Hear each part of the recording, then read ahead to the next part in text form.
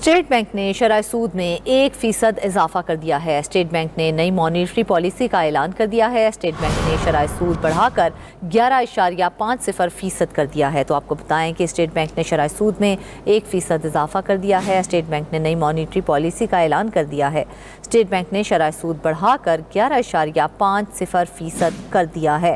State bank کی جانب سے شرح سود میں 1% اضافہ کر دیا گیا ہے۔ اسٹیٹ بینک نے نئی مانیٹری پالیسی کا اعلان کر دیا ہے۔ تو آپ کو بتائیں کہ اسٹیٹ بینک نے شرح سود بڑھا کر 11.50% کر دیا ہے۔ اسٹیٹ بینک نے شرح سود میں 1% کا اضافہ کر دیا ہے۔ آپ کو بتائیں کہ اسٹیٹ بینک نے نئی مانیٹری پالیسی کا اعلان کر دیا ہے۔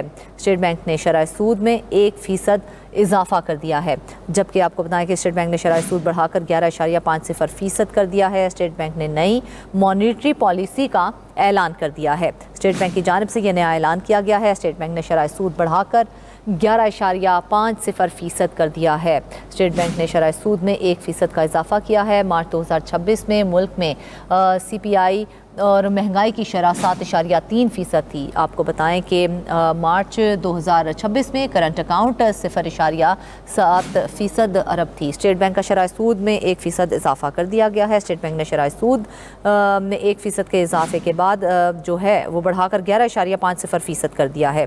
اسٹیٹ بینک کی جانب سے یہ نئی مانیٹری پالیسی ہے جس کا اعلان کیا گیا ہے، اور اسٹیٹ بینک کی جانب سے شرح سود میں 1% کا اضافہ بھی دیکھنے میں آیا ہے۔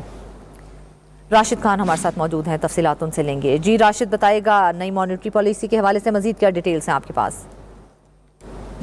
جی بالکل، دیکھیے نئی مانیٹری پالیسی جاری ہوئی ہے، اور جس طرح اعداد و شمار سامنے آ رہے ہیں اس میں یہی بتایا جا رہا ہے کہ جو مارچ 2026 میں کرنٹ اکاؤنٹ خسارہ ہے وہ 1.04% سرپلس رہا۔ اسی طرح دیگر عوامل ہے، بالخصوص ٹریجری بل کا جو ذکر کیا ہے مانیٹری پالیسی میں، اسی طرح امپورٹ کا ذکر کیا گیا ہے کہ پاکستان کی مجموعی امپورٹ کیا تھی، اور امپورٹ میں سب سے جو بڑا بل ہے وہ ہمارا آئل کا بل ہے۔ اس کے بعد ہماری جو مختلف امپورٹ آتی ہے، زرعی اجناس کی آتی ہے، چائے کی سب سے بڑی امپورٹ آتی ہے، اسی طرح پیٹرولیم پروڈکٹ ہے، ایڈیبل آئل ہے۔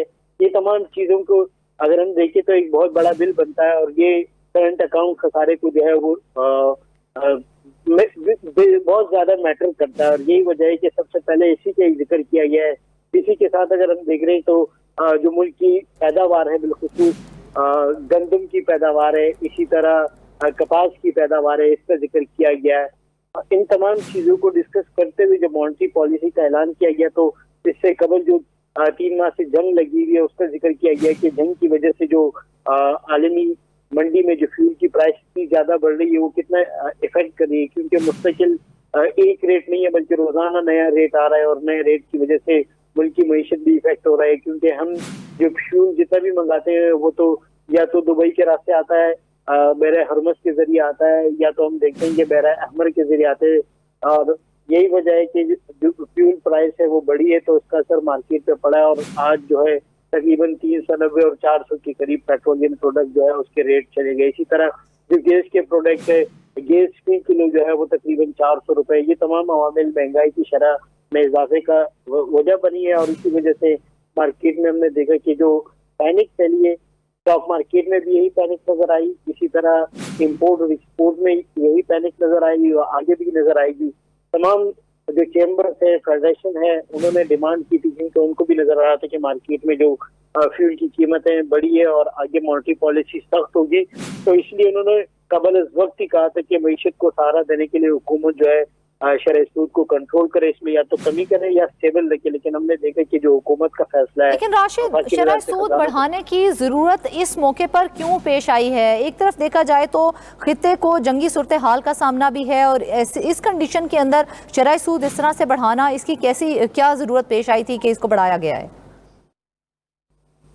شرح سود بڑھانے کی بیسک وجہ یہ ہے کہ جو بینکوں کے پاس ریزرو ہے وہ بڑھ سکے۔ اگر بینکوں کے پاس ریزرو زیادہ بڑھیں گے تو ملک کی جو زر مبادلہ ہے وہ زیادہ ہوں گے۔ اگر اس کے مقابلے میں شرح سود کم کیا جاتا ہے تو شرح سود اس لیے کم کیا جاتا ہے کہ ملک میں جو ہے نئی انڈسٹری لگے، نئی انڈسٹری کے لیے پیمنٹ کی ضرورت ہوتی ہے، اور وہ شرح سود جب کم کیا جاتا ہے تو انڈسٹریلائزیشن اس کی بیسک وجہ ہے۔ لیکن انڈسٹریلائزیشن جو حکومت نے چیزوں کو جائزہ لیا، معائنہ کیا، تو اس میں ہم نے دیکھا کہ انڈسٹریلائزیشن यूटिलाइजेशन अभी तक वैसे नहीं हो रही जैसे होनी चाहिए। तो यही वजह है कि फिर हम देखते हैं कि जो मार्केट को सहारा देखने के लिए या बैंकों से जो कर्ज लिए जाते हैं, तो इसीलिए बैंकों से कर्ज लेने के लिए फिर तरह सूद बढ़ाना पड़ता है ताकि लोग अपने रिजर्व को जमा करवाएं, पेमेंट अपनी या अपनी बचत को बैंक में रखवाएं, ताकि उसी के जरिए जो है मुल्क की मईशत को दिखाया जा सके। इस वक्त भी अगर हम देखें तो पाकिस्तान में सबसे बड़े प्लेयर जो हैं वो कमर्शियल बैंक है, सबसे ज्यादा कमर्शियल बैंक। हुकूमत भी कमर्शियल बैंकों से कर्जा लेती है या हुकूमत मुख्तलिफ किस्म के जो बॉन्ड्स है, जैसे पांडा बॉन्ड है, यूरो बॉन्ड है, ये बेचकर जो है हुकूमत पैसे इकट्ठे करती है या तो IMF के पास जाती है, और उसका दूसरा मुतबादल है कि अपने ही बैंकों पर जो है वो निसार किया जाए, और अपने बैंकों पर निसार के लिए जो है सूद अगर बढ़ाई जाती है तो फिर उसका कुछ नतीजा नजर आता है। और यही वजह है कि इस मरतबा ये फैसला किया गया कि दोबारा से सूद थोड़ी सी बढ़ाई जाए ताकि एक पैसा रुक सके, बैंकों के रिजर्व बढ़ सके, और दूसरा है कि मुल्क को भी कुछ फायदा हो। अगर दूसरी सूरत हम देखें, जब सूद कम होती है तो हम फिर देखते हैं कि उसकी इन्वेस्टमेंट जाती है गोल्ड की तरफ, डॉलर की तरफ और स्टॉक मार्केट की तरफ फिर जाती है। तो स्टॉक मार्केट में भी हम देख रहे हैं कि इंटरनेशनल बायर जो है, इंटरनेशनल इन्वेस्टर जो है, वो उनकी कमी है, और उनकी कमी उस सूरत होगी जब डॉलर बढ़ेगा। अभी हम देख रहे हैं कि हमारे रुपए के मुकाबले में डॉलर की कदर कम हो रही है।